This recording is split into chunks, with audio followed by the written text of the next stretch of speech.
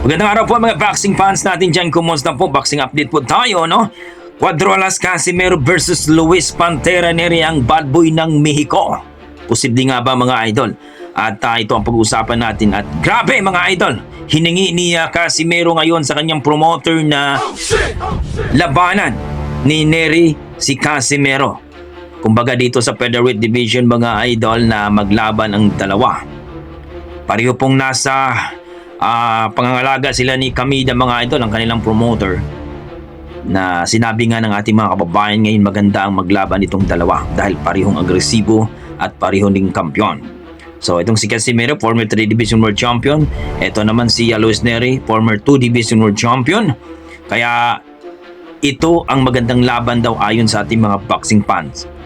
Basta sabi nga ng ating mga boxing fans, itong si Casimero, kung mamintin lang daw ang kanyang kondisyon, baka lalapaing buhay itong si Luis Neri. Marami din nagsasabi na huwag magpakumpensa si Casimero kasi nakuha nga ni Luis Neri na patumbahin itong si Naoya Inoue nung maglaban sila nung dinipensahan ni Inoue ang kanyang belt dito sa WBC sa Super Bantamweight Division. Pero ayon sa ating mga boxing fans, posible na TKO ang abutin ni Luis Neri daw kung makipagsabayan dito ni Cuadro Alas Casimero.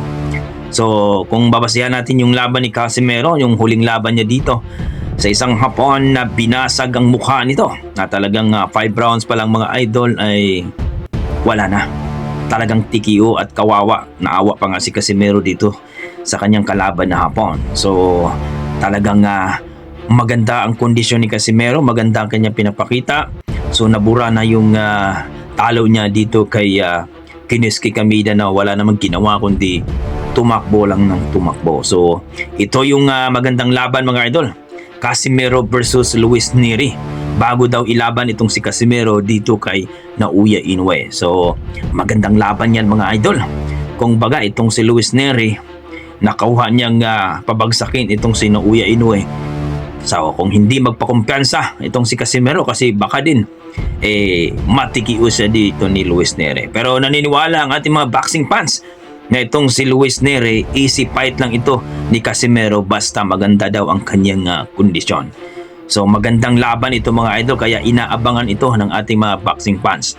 Pero kayo mga idol, naniniwala ba kayo na itong si Casimero kayang itikio itong si Luis Pantera Neri, na bad boy ito ng Mexico mga idol, at hindi ito basta-basta na boksingero? Kung baga mga idol, itong si Luis Neri, ito ang isa sa mga magandang kalaban ni Casimero. Kumbaga, basagan ng basagan talaga ng mukha nito. Walang atrasan. So parehong agresibo mga idol.